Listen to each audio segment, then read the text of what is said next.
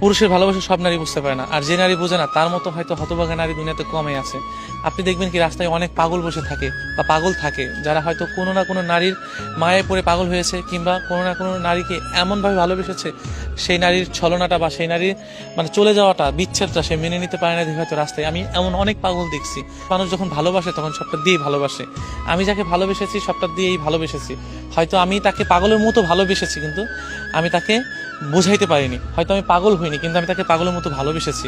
আর ভালোবাসাগুলো না এরকমই, যখন ছেড়ে চলে যায় তখন ওই মানুষটা পাগল হয়ে যায়, তার বাঁচার ইচ্ছা স্বাদ সবকিছুই মরে যায়।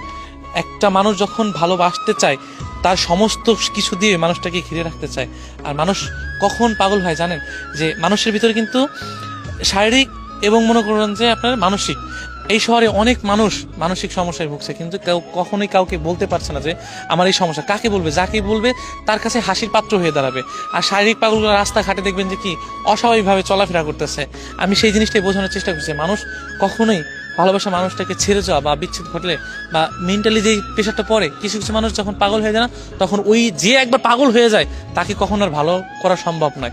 আপনি ওই মানুষটাকে ফিরিয়ে দিলে মানুষটা সহজে ভালো হবে না, কারণ তার ভিতরে এমন কিছু মায়া কাজ করে বা এমন কিছু হয় যে মানুষটা পাগল হতে বাধ্য হয়। বা মানুষের মায়ার যে এই যে মানুষের যে মায়ের যে টানটা, বুকের পাশ থেকে যেই টানটা আসে, ওই টানটা যখন কাজ করে না, তখন মানুষ না অটোমেটিকলি পাগল হয়। আপনি পাগল হইতে না চাইলেও এর ভিতর যে জ্বালা পোড়া, যে পুরনিটা, আমি কারোর জন্য খুব মনে পড়তেছে, ওই মানুষটাকে ছাড়া ভালো থাকতে পারতেছে না, ওই মানুষটার জন্য আমার কষ্ট হইতেছে, এই যে যে একটা ফিল, একটা অনুভূতি, এই অনুভূতিটা যখন আমি কারো প্রতি খাটাইতে যাবো, যখন ওই মানুষটাকে আমি পাবো না, ধরতে গেলে পাবো না, ছুঁতে গেলে পাবো না, তখন আমার বুকের ভিতরে হাহাকারটা বেড়ে যাবে।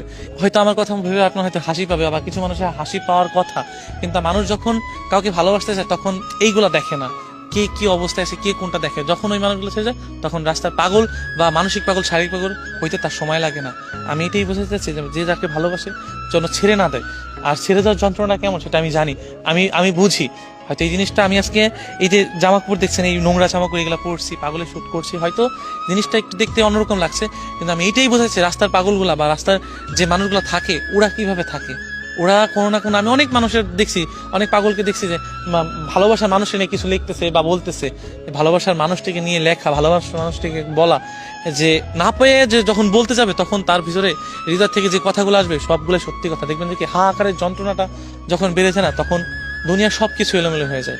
এই বুকের বাপাসটা, হৃদয়টা খুব খারাপ একটা জিনিস, খুবই খারাপ। সো আমি আমি আমার হয়তো পাগল ভাইদের জন্য বা যারা মানসিক পাগল আছে বা ভালোবাসা মানুষগুলোকে খুব মনে করতেছে, তাদের নিয়ে কিছু তেমন কিছু বলতে পারবো না, কিন্তু তাদের কষ্টটা, অনুভবটা আমি একটু হলেও বুঝতে পারি। আমার কাছে কেন যেন মনে হয় যে তারা আমার থেকেও বেশি যন্ত্রণা অনুভব করে এবং অনুভব করে থাকে, তাদের অনেক কষ্ট হয়, আমার কেন জানি মনে হয়।